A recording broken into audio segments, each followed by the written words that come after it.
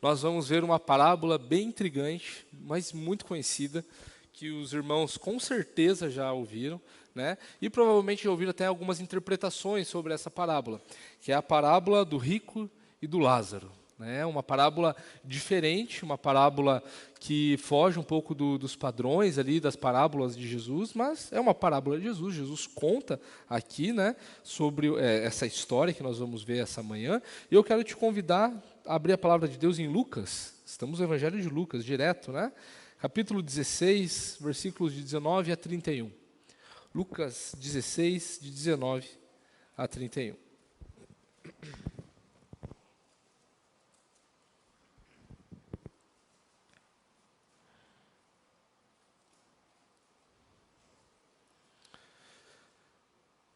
E diz assim a palavra de Deus: Ora, havia certo homem rico que se vestia de púrpura e de linho finíssimo, e que se alegrava todos os dias com grande ostentação. Havia também certo mendigo, chamado Lázaro, coberto de feridas, que ficava deitado à porta da casa do rico. Ele desejava alimentar-se das migalhas que caíam da mesa do rico, e até os cães vinham lamber-lhe as feridas.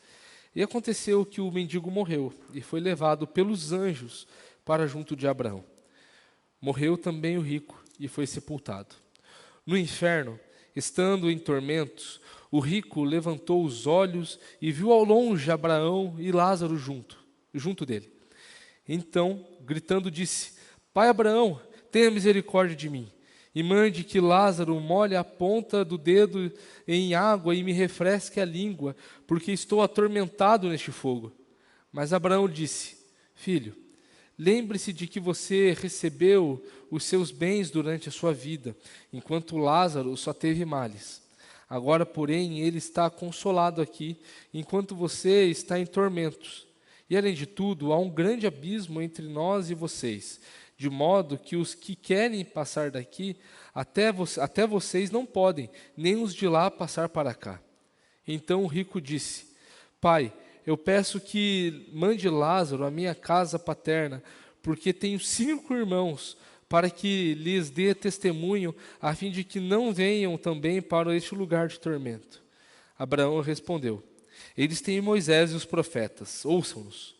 Mas ele insistiu: Não, pai Abraão, se alguém dentre os mortos for até lá, eles irão se arrepender. Abraão, porém, lhe respondeu: Se não ouvem Moisés e os profetas, também não se deixarão convencer, mesmo que ressuscite alguém dentre os mortos. Vamos orar?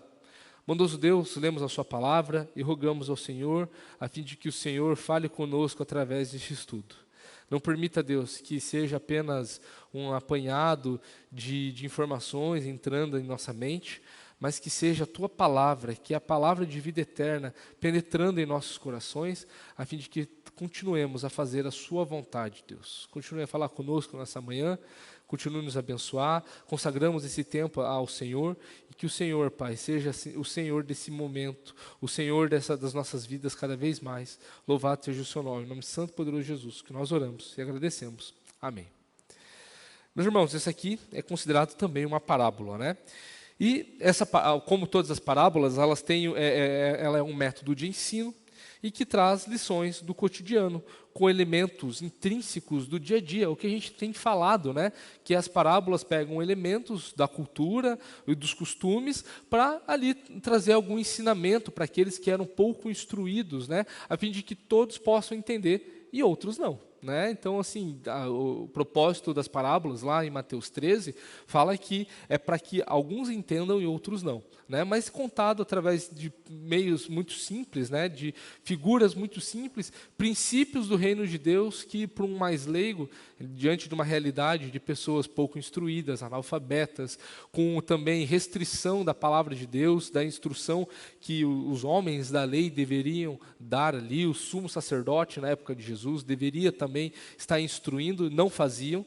Jesus, então, ele vem àqueles que estavam marginalizados, aqueles que estavam distantes e sendo afastados do ambiente de estar com o Senhor por homens maus. Jesus, então, vem e conta princípios do reino de Deus através de parábolas. E os irmãos perceberam que essa parábola aqui, ela é diferente, ela não carrega simplesmente elementos da realidade, né?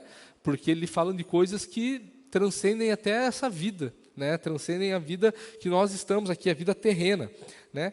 Mas eu quero, então, como a gente tem feito de costume nas aulas, perguntar aos irmãos quais são as lições que nós podemos tirar aqui. Qual que é a mensagem que essa parábola tem a nos contar? E eu queria passar a oportunidade para os irmãos, se algum irmão quiser contribuir, o microfone será passado.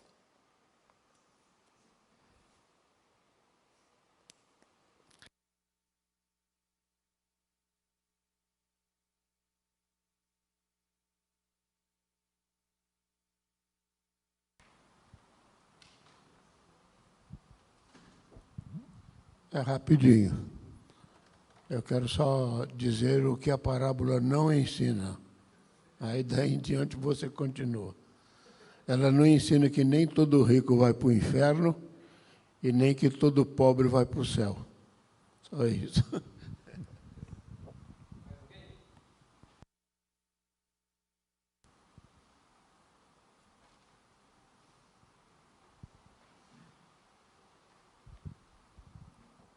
Eu acho que o cerne, né, da mensagem também é procurar a Deus enquanto é tempo. Depois que morre, é tarde.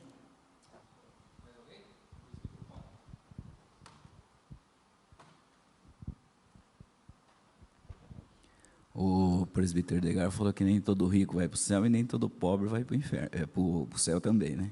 É isso que ele falou.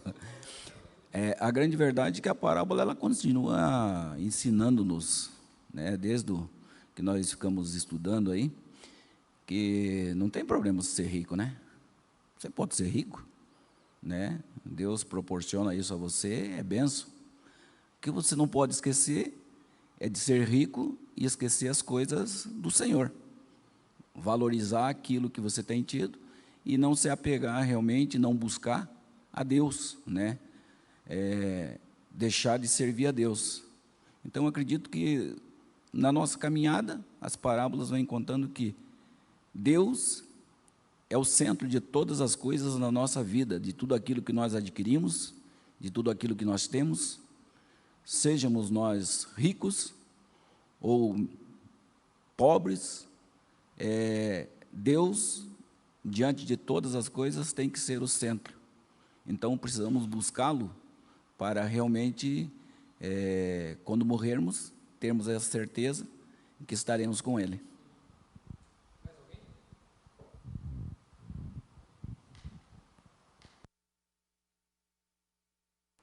Mais alguém? Não? Então, eu vou dar continuidade. Tudo isso que os irmãos falaram são são realidades, são verdades. Nem todo rico vai para o inferno, nem todo pobre vai para o céu. O texto ele não está nos falando sobre isso, né?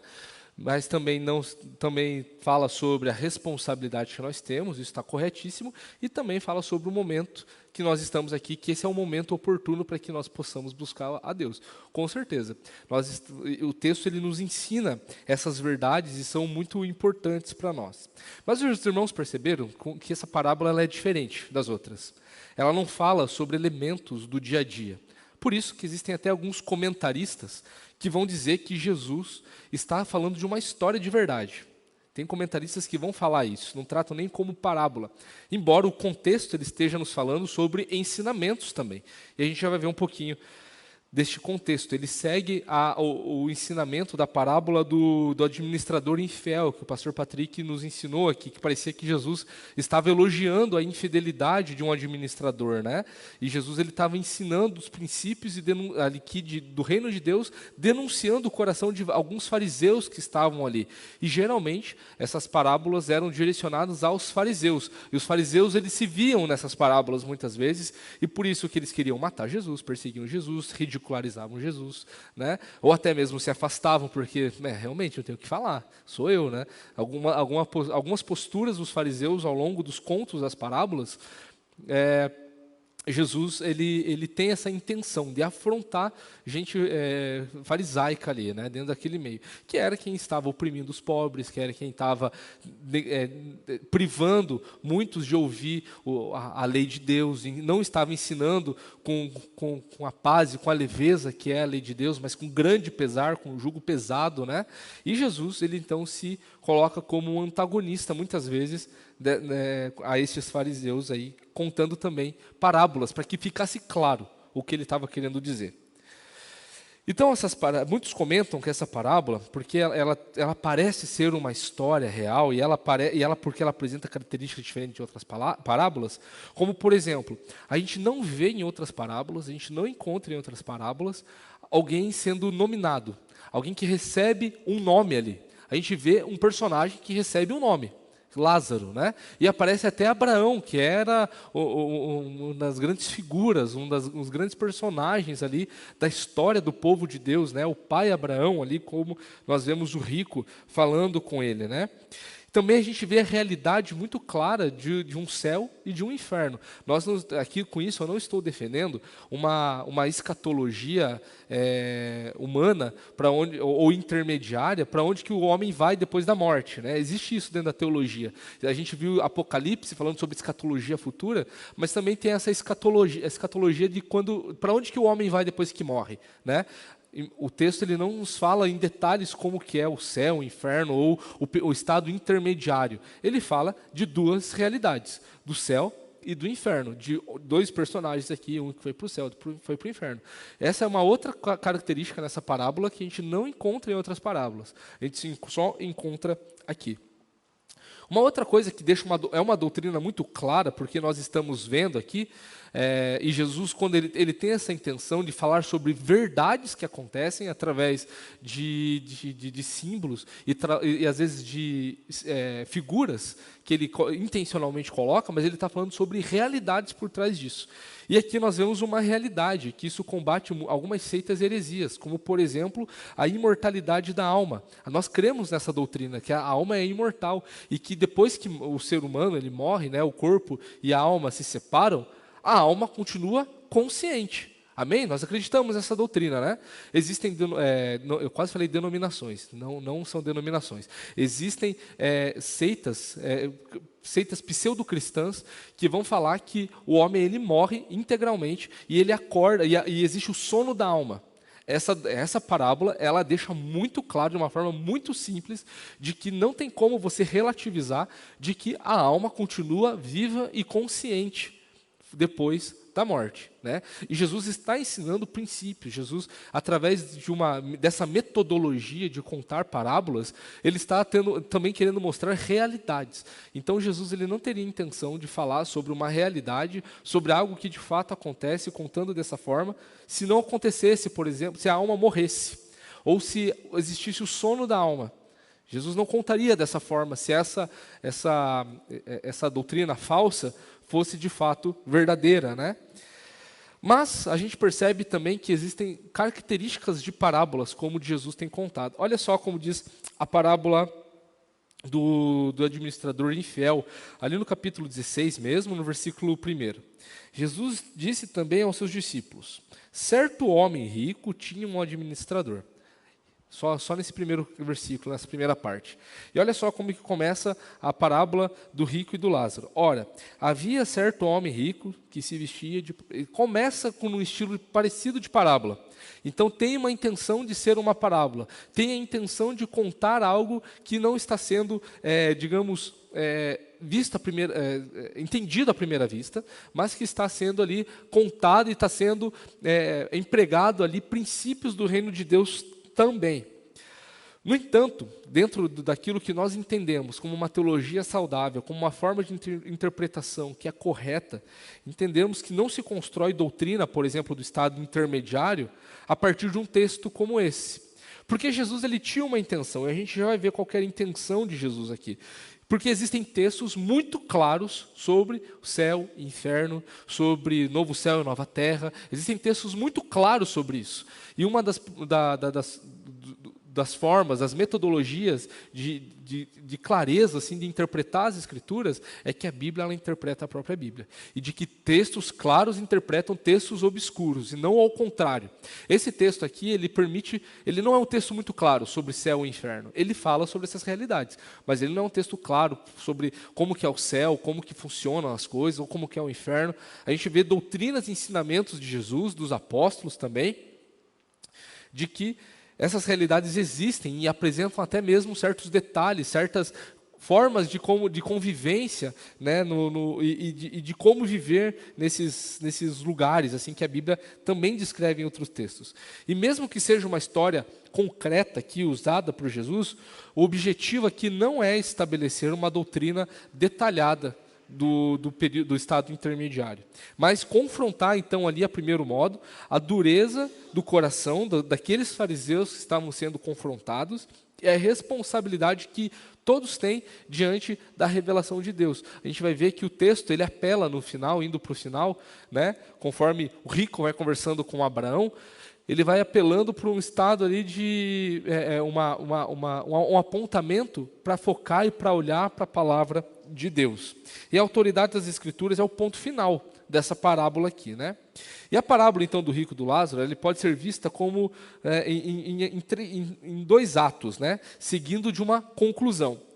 A primeira cena aqui apresenta a vida e a morte, né, na terra, né, tanto do rico quanto do Lázaro, e também a segunda parte é retratada além-vida, né? no pós-vida, no céu e no inferno, onde o Lázaro está no céu e o rico está no inferno. E, é claro, é nos dado uma conclusão, uma aplicação ali usada, falado nessa história por Abraão, né? Então, a gente vê aqui um homem e suas características. Rico, que tinha 5 irmãos, a gente vai ver dentro do apelo que esse rico ele fala que tem 5 irmãos que estão na casa do pai, né? Peça para que Lázaro volte à minha casa paterna, para que fale com meus 5 irmãos, né? A gente encontra isso aqui, deixa eu ver, ali no versículo 27, né? Versículo 27 e 28, a gente encontra essa característica, e também ele não lhe é apresentado um nome, mas também nós encontramos um segundo homem, que era pobre, era mendigo, né, que queria comer das migalhas da mesa do rico e que se chamava Lázaro. Então nós vemos aqui que esse rico ele não cumpria com a lei de Deus em cuidar do pobre. Existem leis muito claras na Bíblia de qual que é a responsabilidade daqueles que têm a responsabilidade, como trouxe o presbítero Paulo aqui, que não é um problema ser rico. Não é um problema, é muito bom, porque abre mais possibilidades e oportunidades de abençoar. E a Bíblia ela trata isso como uma forma muito clara, que o rico deveria cuidar do pobre. E existia até mesmo leis em relação àqueles que não tinham nada mais para dar, que ele poderia se vender como um servo, né? A gente fala escravo, mas assim não é o mesmo sentido que nós conhecemos aqui no Ocidente de escravidão. Era algo voluntário, algo que a pessoa se colocava e depois de um tempo ela seria liberta. Tinha até lei para isso, né? O ano do jubileu, né? 49 anos, mais o próximo ano, o ano 50, todo o período de 50 anos acontecia em Israel, e nesse ano do jubileu acontecia que todo aquele que era servo ou escravo na casa de alguém era liberto. Existiam leis assim, existiam leis de cuidado uns dos outros, de alimentar o pobre, de cuidar do órfão e da viúva. Então, existiam leis muito claras sobre isso. Perdão. Então, a gente percebe que existe um rico que participava, né, de festas, estava ali todo dia com grande ostentação, e também havia um mendigo ali que ficava deitado no portão da casa do rico. Então, aquele rico ele tinha conhecimento daquele pobre ali, daquele mendigo chamado Lázaro, e não fazia nada. Não fazia nada em relação a ele. Então, ele não cumpria a lei de Deus em cuidar ali do pobre, né? Aquele homem, o Lázaro, a gente não via ele se queixando, a gente não encontra no texto ele se dirigindo ao rico, mas, muito provavelmente, o texto não fala, mas provavelmente era alguém que confiava em Deus, porque ele foi para o céu. Ele não foi para o céu porque ele era pobre, como apontou o presbítero Edgar aqui. Não é porque você é pobre que você vai para o céu. Não se trata disso. Aqui Jesus está contando uma parábola para falar sobre a postura do coração de duas pessoas que se encontram nesse lugar agora, que depois da morte, né? E nós entendemos que esse homem, então, ele confiava em Deus. Ele morreu e foi para o céu, né? E ao morrer, ele foi levado pelos anjos junto de Abraão. Olha só que interessante. Jesus, ele está falando sobre anjos aqui também. Jesus, ele deixa muito claro, porque dentro das seitas judaicas que existia, como os fariseus, os saduceus, existiam os zelotes também. Os saduceus, por exemplo, eles não acreditavam em anjos e nem na ressurreição, por exemplo. Então, no texto, ele vai falar também sobre anjos e sobre também a possibilidade de ressurreição. Jesus está conversando com pessoas eloquentes, pessoas entendedoras daquilo que a lei de Deus falava, né? Os saduceus, eles eram mais alegoristas, não eram como nos acusam, nós que acreditamos, por exemplo, que os símbolos que acontecem em Apocalipse, por exemplo, muitos nos acusam de que somos alegoristas. Não, nós não somos. Enfatizamos muito isso, né, pastor Patrick? Nós acreditamos que são símbolos que apontam para realidades, que são realidades, na verdade, e que não são alegorias. Não é conto de fada, não é uma lição para ser entendida. Dentro da visão escatológica, nós entendemos que na literatura apocalíptica existem símbolos que mostram realidades, né? Enfim, só fechando esse parênteses. Então, Jesus está falando também para esses tipos de doutrinas que aconteciam e que existiam naquela época, né? De pessoas que oprimiam o pobre. A gente vai ver uma intenção de Jesus aqui ao contar essa parábola, da forma como ele contou essa parábola, e também com doutrinas que eram conhecidas até. Os saduceus, por exemplo, espalhavam e ensinavam e debatiam com os fariseus de que não existia ressurreição e que não existia anjos. E Jesus está trazendo aqui essas duas realidades também. A possibilidade da ressurreição, né? Como o rico ali fala, né? Falando com Abraão para enviar Lázaro à sua casa paterna, e também a realidade de anjos que levaram Lázaro para o céu.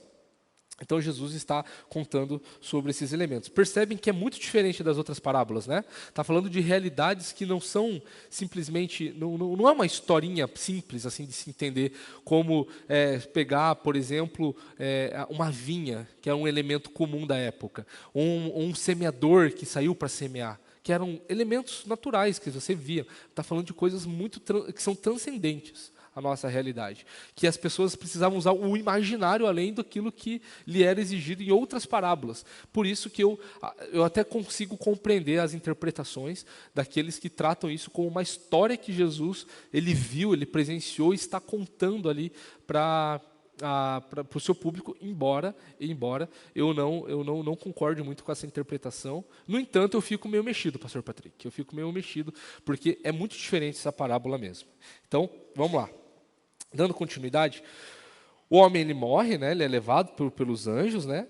E também o rico ele morre, mas ele só é sepultado. O termo ali, né, sepultado, sepultamento, inferno, tem palavras diferentes, né? Sepultamento, melhor dizendo, são palavras parecidas, porque a palavra inferno no texto grego é Hades, né? Que é o local dos mortos, né? Onde os mortos estão, né? Então existe esse jogo de palavras entre sepultamento e inferno aqui, porque diz sobre Hades, que é traduzido como inferno, e dependendo do contexto é inferno, mas também é trazido como o lugar onde os mortos estão, a cova, a sepultura e tudo mais, né? Então existe esse jogo de palavras. No entanto, o texto, diante de um contexto ali que Jesus está aplicando, porque o morto ele não fala dentro da cova dele, né? Se você vê um dia um morto falando dentro da cova, passa longe, vai embora.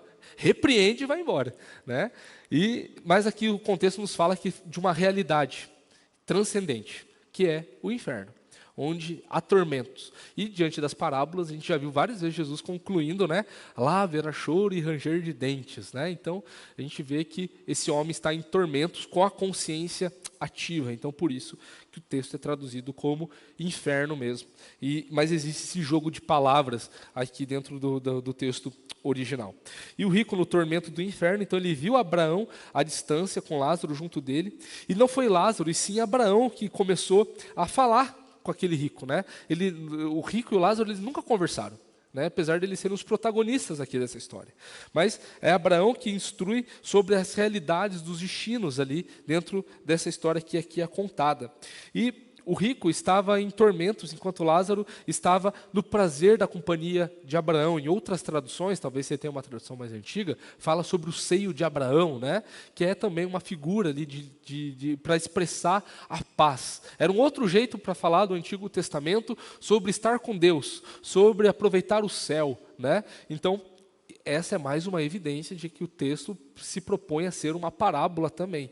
Porque se Abraão ali aparecendo, ele pode ser traduzido e interpretado como um símbolo também desta realidade, diante daquilo que Jesus está propondo aqui e está confrontando os fariseus. E no tormento do inferno, então estavam incluídos a sede extrema e a agonia do fogo, né?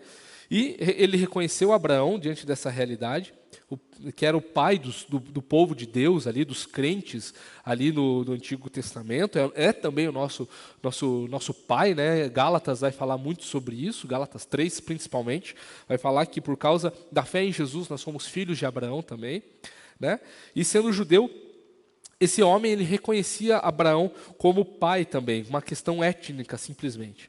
E esperava que a sua raça fosse levada em conta, então, embora fosse muito mais física essa relação do que espiritual com Abraão. Então aquele homem ele só poderia apelar por ser alguém ali da mesma etnia.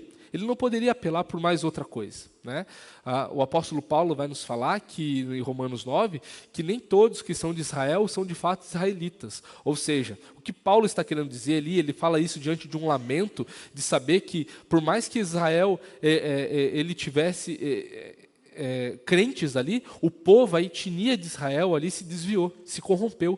E não era a questão étnica que fazia a pessoa ali ser israelita, mas sim o confiar em Deus, o ter a mesma fé de Abraão. E essa mesma fé de Abraão, segundo Gálatas 3, era a fé em Jesus Cristo. O texto nos fala que quando Deus ele chamou Abraão para sair da sua parentela e ir para uma terra que o Senhor iria conduzir, e nele seriam abençoadas todas as famílias da terra, a palavra de Deus nos fala que Deus estava pré-anunciando o evangelho a Abraão. Então, o crer em Jesus era mais importante. O crer em Jesus é muito mais importante do que a questão étnica aqui, né? E perceba, o rico ele não merecia aqueles tormentos, ele não estava passando aqueles tormentos no inferno por causa daquilo que ele tinha feito na terra. O texto não fala que ele era alguém imoral, o texto não fala que ele era alguém que estava judiando das pessoas. Ele era alguém muito rico que estava aproveitando a vida e que estava ostentando, participando de grandes festas, mas o texto nos fala que ele foi para o inferno por aquilo que ele deixou de fazer. Por aquilo que ele deixou de fazer. Ele não assistiu ali às necessidades de Lázaro, ele não era alguém preocupado com essas coisas, e não apenas ele, o texto vai nos falar através desse clamor, do apelo que ele faz, a sua família também não era temente ao Senhor a esse ponto, né? Ele não fala que ele era necessariamente alguém mau, fala que ele era alguém negligente, alguém que deliberadamente não obedecia à lei de Deus, mesmo sendo um judeu, se reconhecendo como judeu, chamando nesse texto Abraão de pai. Então ele era um conhecedor, só que ele não era alguém que praticava isso. Ele foi para o inferno por aquilo que ele deixou de fazer. E tinha então negligenciado então, o amor de Deus ao próximo, menosprezando então assim aquilo que a palavra de Deus nos fala para fazer. E ele implorou por água ali para refrescar a sua língua e viu que Lázaro poderia alcançá-la, né? Ele via Lázaro ali, mesmo nesse estado, como alguém que estava ali, também precisava servir ele, de alguma forma. É o que o texto nos dá a entender, né? E Abraão ele se dirigiu ao rico como filho também. Perceba, ele se dirige a Abraão como filho, né? No versículo 25. Filho, lembra-se do que você recebeu aos seus bens durante a sua vida. E olha só que interessante. O texto, ele parece que ele fala de uma realidade que é contra aquilo que a palavra de Deus nos fala. Quer dizer, então, que se nós vivemos bem, a gente vai para o inferno. Se a gente sofreu aqui na terra, a gente vai aproveitar algo muito melhor lá no céu. Parece que o texto está nos falando isso, parece que Jesus está nos falando isso. Mas a gente já vai chegar lá, tá? Continuando aqui, o julgamento de Deus sobre aquele homem ali já estava confirmado, então, pelo abismo que estava entre o céu e o inferno, que não dava nem para um passar nem para um lado para o outro, assim, né? Parecia que ali que até mesmo, sei lá, Coreia do Sul e Coreia do Norte, não dá para passar, não dá, é impossível passar. Não tem como, não tem uma ponte, tem um abismo ali, né? Então, não tinha como ter essa transição, né?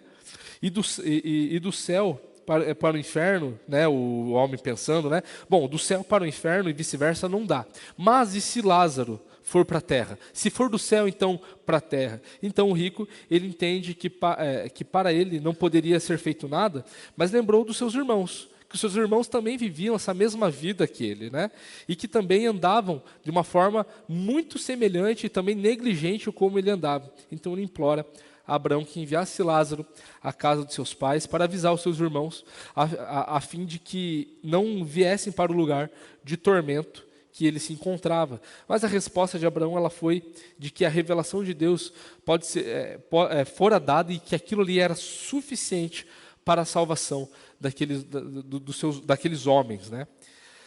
E Abraão disse ao rico que seus parentes tinham Moisés e os profetas, né? Aquilo que nós chamamos hoje de Antigo Testamento. Aquilo que nós temos aqui, né? Aqueles homens tinham a lei e os profetas. Tinham a lei de Deus ali nos 5 primeiros livros e tinham todos os outros livros que falam sobre a história do povo de Deus e sobre aquilo que Deus fez no meio do seu povo. E o rico sabia que seu pai e os seus irmãos não levaria as escrituras ali a sério, né? Tanto que ele reforça e ele fala para que ele continue ali, ele insiste, não, pai Abraão, se alguém dentre os mortos for até lá, eles irão se arrepender. Perceba que agora qualquer um serve, qualquer morto que for do céu para a terra serve. Lázaro ali já não precisava ser mais uma opção. Mostra um certo desespero da parte aqui do rico, né? E o rico estava certo de que se alguém ele estava certo na cabeça dele, para ele ali, de que se alguém dos mortos levasse um alerta, eles iriam se arrepender. Mas Abraão, ele reforça, né? Abraão respondeu que ninguém ressuscitado de entre os mortos seria capaz de lhes falar a respeito da revelação de Deus mais claramente do que a própria Escritura. Não seria suficiente alguém ali ressuscitando para falar sobre esta realidade do céu e do inferno. A palavra de Deus já fala sobre isso. Nós encontramos textos na Bíblia falando sobre isso. Nós encontramos sobre até mesmo os últimos dias, né, os profetas falando sobre o dia do Senhor, por exemplo. Nós encontramos tudo isso também no Antigo Testamento, isso sendo cumprido na pessoa de Jesus no Novo Testamento e sendo aplicado e explicado pelos apóstolos nas suas cartas e nos outros escritos que encontramos no Novo Testamento. Então nós percebemos nessa parábola que não existe uma conclusão específica, não existe um início ali, uma introdução, né, específica. E Lucas registrou essa parábola, como a gente falou no início, seguindo ali da parábola do administrador infiel. E porque ele revela também a reação dos fariseus ao ensino de Jesus. Olha só o que diz o versículo 13, ali de Lucas 16. Olha só, versículos 13 e versículos 14 e 15. Ó, Jesus ele concluindo a parábola e também ali sobre a reação dos fariseus. Nenhum servo pode servir a 2 senhores, porque irá odiar um e amar o outro, ou irá se dedicar a um e desprezar o outro. Vocês não podem servir a Deus e a riqueza. Jesus denunciando aqui a prática dos fariseus, né? Versículo 14. Os fariseus, que eram avarentos, ouviam tudo isso e zombavam de Jesus. Mas, versículo 15, mas Jesus lhe disse: vocês são os que se justificam diante dos homens, mas Deus conhece o coração de vocês, pois aquilo que é elevado entre os homens é abominação diante de Deus. Então a gente percebe que dentro desse contexto imediato, mostra que porque amavam o dinheiro, os fariseus ali, por eles serem avarentos, eles ridicularizavam a Jesus. Eles também queriam se auto-justificar, porque eles que pegavam a lei de Deus e falavam: eu sei cumprir tudo isso, eu consigo cumprir tudo isso, eu sou justo. Quando Jesus falou várias vezes que existe festa no céu quando um pecador se arrepende do que 100 justos, eles se viam como justos, eles não se viam como os pecadores que precisavam também de arrependimento. Quando Jesus fala que ele veio para aqueles que estavam doentes, e não para justos, eles entendiam que Jesus não veio para eles, porque eles se entendiam como justos, eles não se viam como alguém que também estavam doentes e que precisavam de arrependimento. E essa premissa a gente encontra muito forte no livro de Lucas, no Evangelho segundo Lucas, mostrando que existem pessoas procurando Jesus, como por exemplo os marginalizados, né? O Evangelho de Lucas fala muito sobre isso, sobre aqueles que são marginalizados, que não são necessariamente os pobres, não são necessariamente aqueles que se encontram em desigualdade social, mas são aqueles que estão ali longe dos preceitos do Senhor, aqueles que são marginalizados e forçados a ficarem longe, como por exemplo as prostitutas, os publicanos, os mendigos, os estrangeiros muitas vezes, né? Existiam leis para os estrangeiros também, para acolher os estrangeiros, e esses também muitas vezes eram marginalizados, como por exemplo os samaritanos. Os samaritanos eram considerados estrangeiros, mas eles eram hostilizados também por serem samaritanos. Chegavam a dizer os judeus que os samaritanos perderam a descendência porque se misturaram ao longo da história e por isso não eram mais filhos de Deus, por causa da questão étnica, né? Então, vemos sempre essa tentativa desses fariseus de se auto-justificar, de justificar a si mesmos, né? Tipo assim, por causa das minhas obras, eu sou justo diante de Deus. E Jesus ele denuncia isso aqui. Jesus ele fala: aquilo que é elevado entre os homens é abominação diante de Deus. E Deus, no entanto, conhecia os corações daqueles homens, daqueles fariseus. E Jesus via a contradição que havia entre as suas vidas, então contou a história de um homem que amava o dinheiro, vivia no luxo e pensava que o fato de ser descendente de Abraão, e ele apela a isso 3 vezes pelo menos, chamando Abraão de pai, né? Ele apela a isso, para essa questão da descendência, era garantia então para aquele homem como uma garantia de salvação, né? Então o conteúdo da parábola está ligado ao comentário dirigido aos fariseus, é isso que nós acabamos de ler, a respeito dos vícios e do amor ao dinheiro e à autojustificação. E os fariseus foram capazes de reconhecer neles mesmos que eles eram o homem rico dessa parábola. E reagiram veementemente contra essa afirmação de Jesus, de que não poderiam servir a Deus e as riquezas. E olha só que interessante, os fariseus eles acreditavam numa doutrina que eles inventaram por causa da tradição dos homens, né? Jesus até repreende os fariseus algumas vezes, né? De uma forma muito específica, sobre eles levarem muito em consideração a tradição dos homens, né? E não se aplicarem aquilo que a palavra de Deus fala, né? E com isso eu não estou dizendo que a tradição não é importante, mas toda a tradição que nós temos precisa ser pautada pela palavra de Deus, que é diferente do que os católicos fazem, né? Eles tratam palavra de Deus, tradição e magistério como se fosse a mesma coisa e tivesse o mesmo peso, né? E aquilo que às vezes o magistério fala é mais importante do que a Bíblia fala, o que é um grande problema, né? E a tradição ela se contradiz a todo momento. É por isso que é tão importante submeter a tradição à palavra de Deus. E aqui uma dessas tradições que os fariseus tinham era a lei da retribuição em relação à vida futura. Ou seja, aquilo que eu tenho aqui e aquilo que eu não tenho aqui vai ser o oposto lá na vida futura. Então Jesus, ele pega essa doutrina, que não é compatível com o ensino de Jesus, mas ele pega essa doutrina e põe essa doutrina na boca de Abraão, como se fosse Abraão falando. É por isso que nós podemos defender aqui com mais clareza de que se trata de uma parábola, mas que trata de realidades muito, muito claras no que a palavra de Deus nos fala. Então se acreditava que os fariseus acreditavam que tudo aquilo que eles viveram aqui, eles seriam retribuídos lá. Tudo que eles viveram.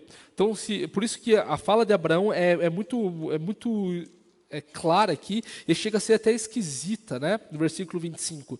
Lembre-se de que você recebeu os seus bens durante sua vida, enquanto Lázaro só teve males. Agora, porém, ele está consolado aqui, enquanto você está em tormentos. Além de tudo, há um grande abismo entre nós e vocês, de modo que os que querem passar daqui até vocês não podem, nem os de lá passar para cá.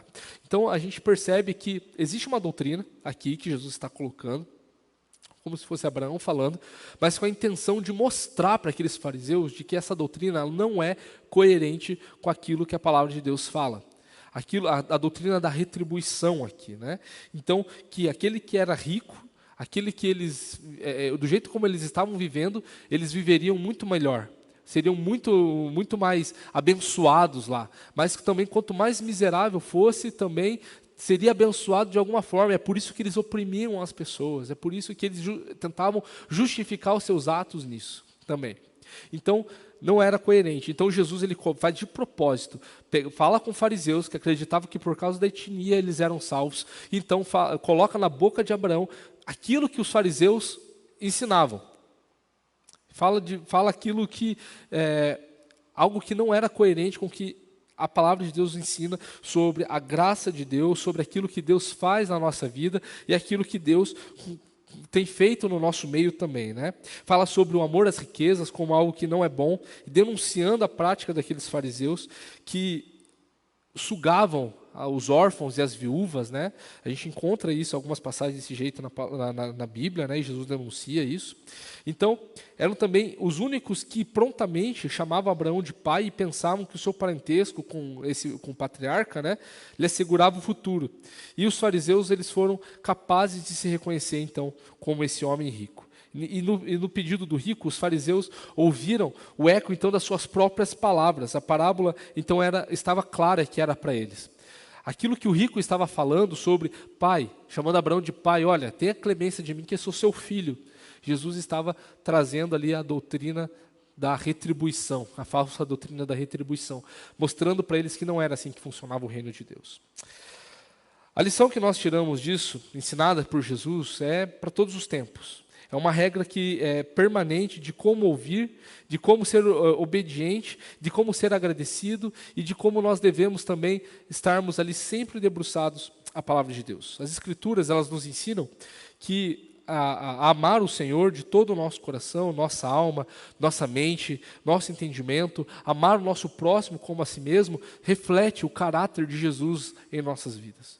E esse amor tem que ser materialmente expresso de forma cuidadosa, na entrega dos nossos dons ao Senhor e também aqueles que estão próximos de nós, que estão com dificuldade. E esse amor, a gente não pode traduzir como algo meramente material, né? Esse amor também ele deve se nos mostrar também espiritualmente.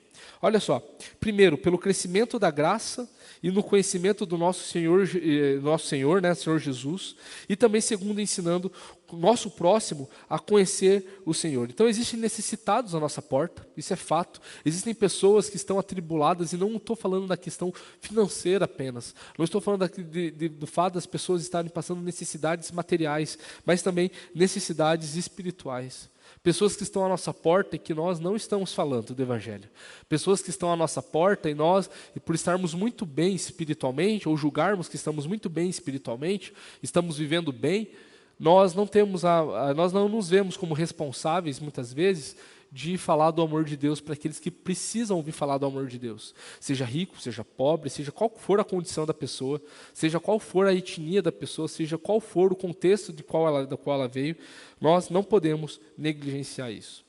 E existem esses necessitados à nossa porta, é uma realidade que Jesus coloca aqui, e seja de recursos materiais, seja de recursos espirituais, nós, como povo de Deus, como aqueles que não se auto-justificam, mas que são justificados, eles são imputados, então, os dons e o ministério e também as obras do Senhor Jesus em nossas vidas, nós também temos essa responsabilidade de alcançar aqueles que estão fora, não é verdade?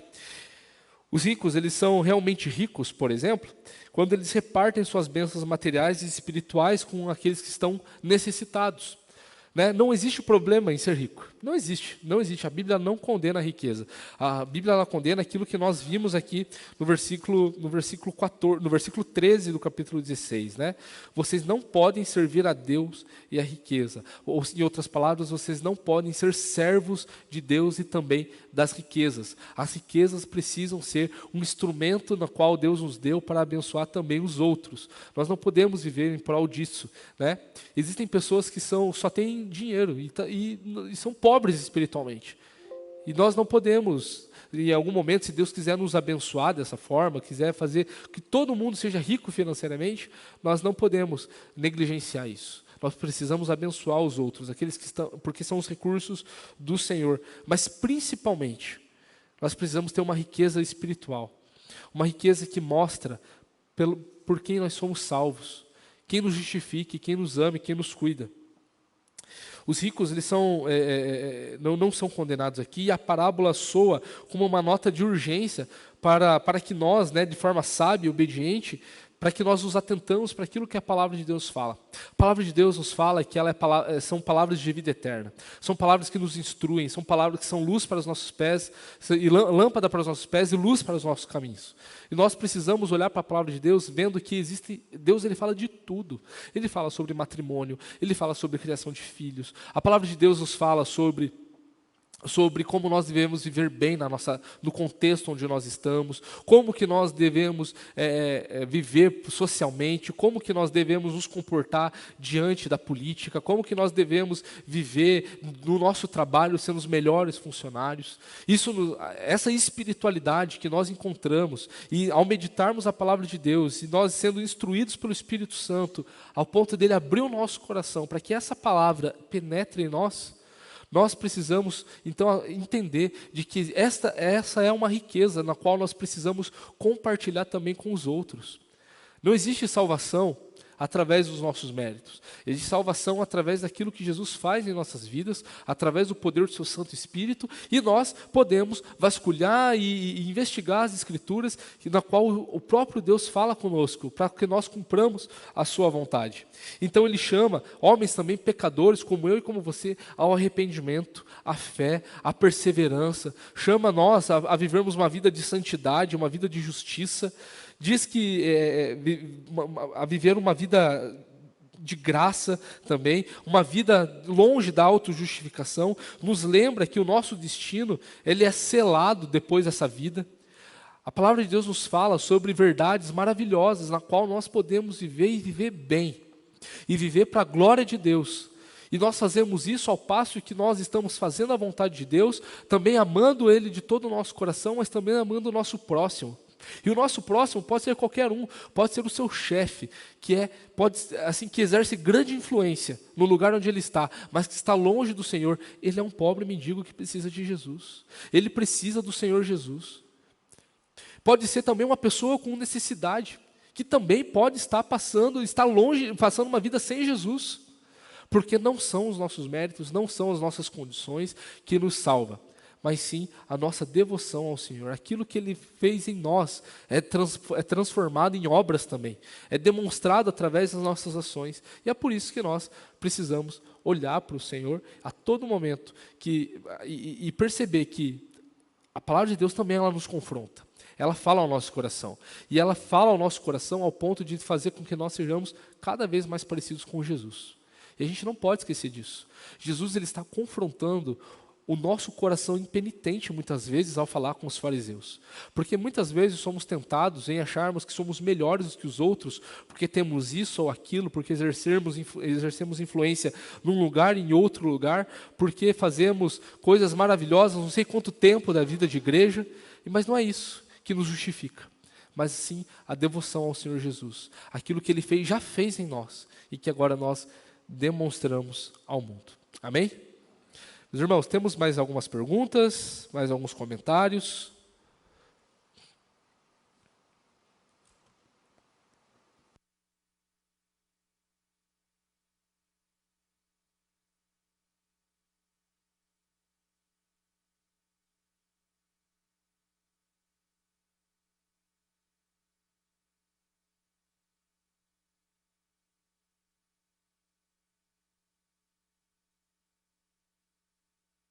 Quando é assim, pastor Patrick, eu fico feliz que a aula foi bem explicada.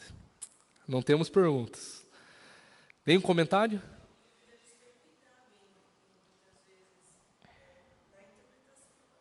Sim.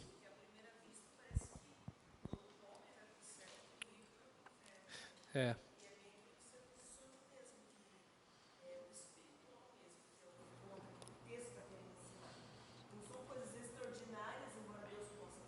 Uhum.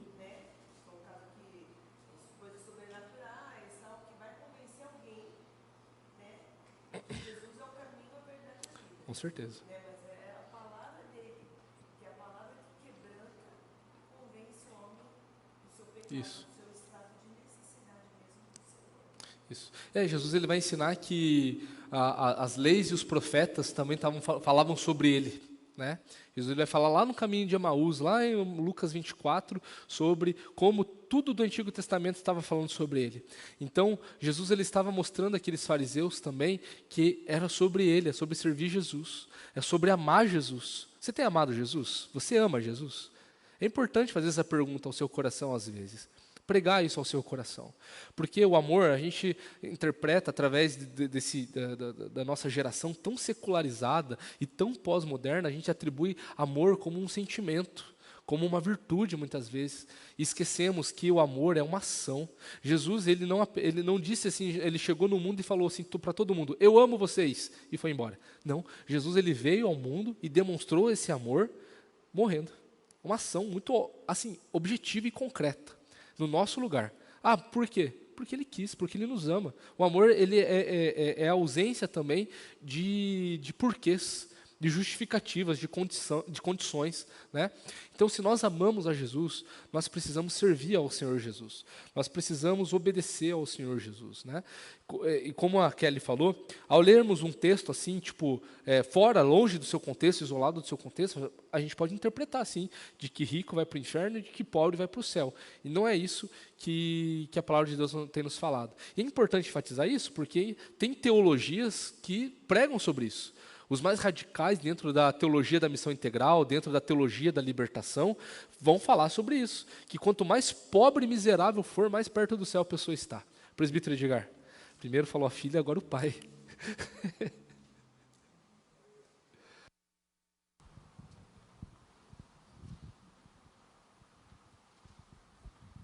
Só para salientar que, fora de Cristo, rico e pobre são separados aqui. E em Cristo, eles são unidos, tanto aqui quanto na eternidade. O que nós sabemos sobre a vida de Abraão, que a Escritura nos ensina? Que ele era um homem de fé, temente a Deus, e que era riquíssimo. Então, no próprio conto, na própria narrativa bíblica, aí, nós vamos ver um riquíssimo e um miserável juntos.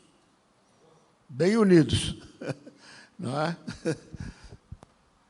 Boa essa observação. Eu não tinha parado para pensar nisso. Achei muito bem colocado, porque a gente pensa, a gente lê às vezes a Bíblia, a gente pensa que os homens do Oriente Antigo, eles eram todos mirradinhos e pobrinhos. E não era assim. A Bíblia fala que Abraão era riquíssimo, ele era extremamente influente, ele tinha, ele era um patriarca mesmo, né? Então ele tinha condições ali ao ponto de não ter nem espaço para ele e Ló, por exemplo, estarem na mesma terra, porque os pastores deles estavam brigando, né, de tantas coisas, tantas posses que ele tinha. E nesse aspecto, não foi por causa das obras de riqueza que Abraão tinha que ele foi justificado. A Bíblia fala que ele foi justificado pela fé. Pela fé. Né, Abraão, o pai da fé, né, que a gente chama, né? E aquele homem ali estava com Abraão, e a Bíblia nos fala que nós só podemos estar no seio de Abraão, que é um símbolo, né, um termo que simboliza a realidade de estar com o Senhor para sempre, que é pela fé. A presença de Abraão aqui é referente à fé. Hélio. Pode.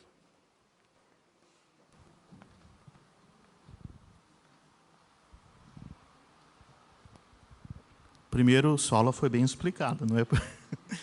Mas pegando um gancho, essa parábola, o peso que ela teve quando Jesus contou, é diferente, no meu ponto de vista, é diferente nos dias de hoje, justamente por causa desses comentários. Para o povo, os judeus, Lázaro não, o rico estava muito mais próximo de Abraão do que, porque ele tinha riqueza, ele tinha filhos, ele gozava a vida, ele era um cara bem-sucedido, né, tinha saúde, contrário de Lázaro, né, que talvez estava sendo castigado por alguma coisa. Então, o período da história mudou isso. Hoje nós olhamos para essa parábola, é fácil de interpretar, mas naquela época o contexto era esse, que o rico era um homem mais próximo de Abraão.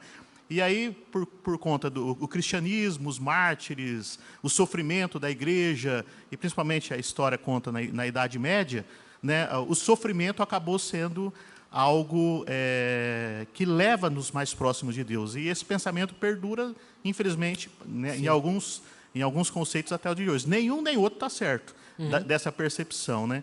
Mas é interessante porque, quando Jesus conta, falando do rico, aparentemente, o rico estava aparentemente certo do que ele vivia.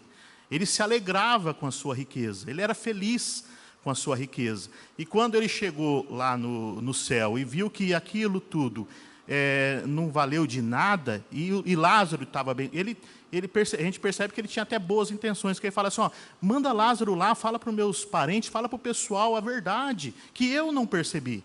Ele estava iludido com as questões do mundo, com a riqueza, né, que nos ilude.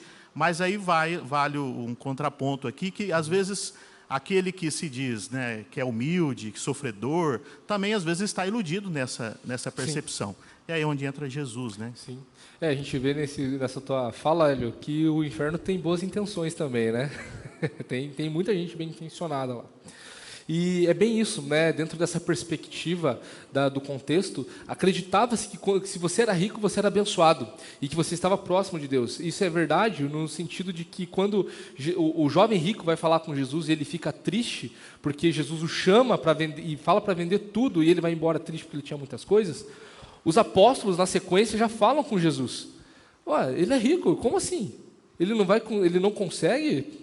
E, aí Jesus ele fala assim, para Deus nada é impossível. Para Deus nada é impossível. Então, assim, falando sobre salvação, porque se tinha de fato essa mentalidade de que quanto mais rico você fosse, mais próximo de Deus e mais salvo você estava. Tinha, infelizmente. No entanto, isso que o Hélio falou é muito verdade. Hoje, através dessa...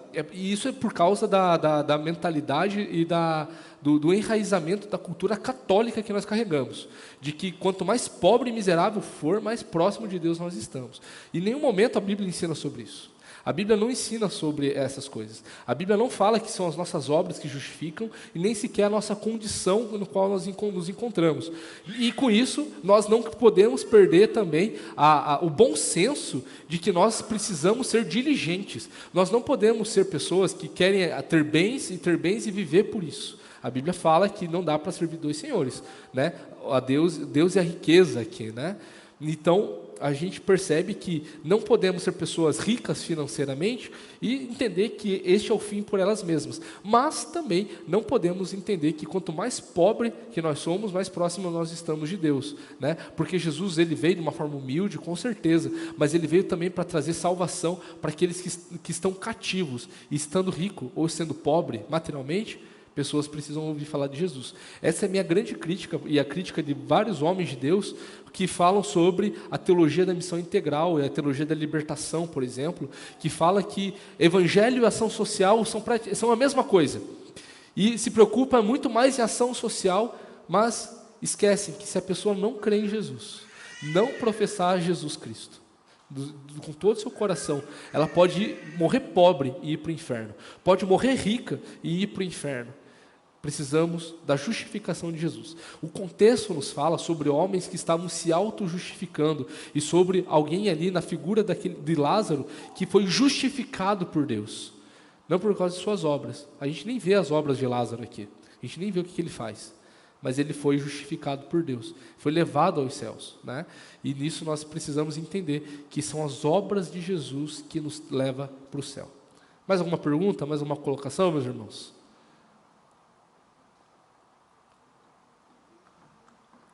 Tranquilo? Queria pedir para o nosso irmão Gutenberg nos conduzir numa oração, para encerrarmos nosso tempo de aula.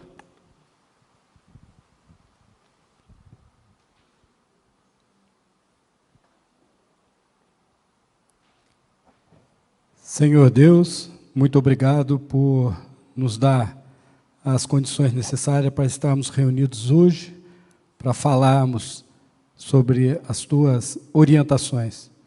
Nos dê, Senhor, o discernimento para colocarmos em prática as palavras que foram pregadas aqui hoje. Que o Senhor nos abençoe para que possamos seguir o Teu caminho.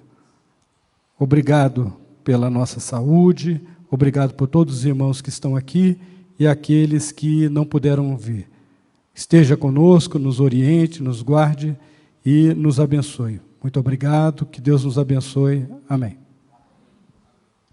Meus irmãos, que Deus assim nos abençoe. Lembrando que 6 horas temos o nosso encontro de oração e às 7 o nosso culto aqui de adoração ao Senhor. Vai ser um tempo muito bom, venha, vai ser festa, vai ser tempo de adoração com o nosso Deus e com o povo de Deus aqui reunido. Que Deus assim nos abençoe e vá em paz.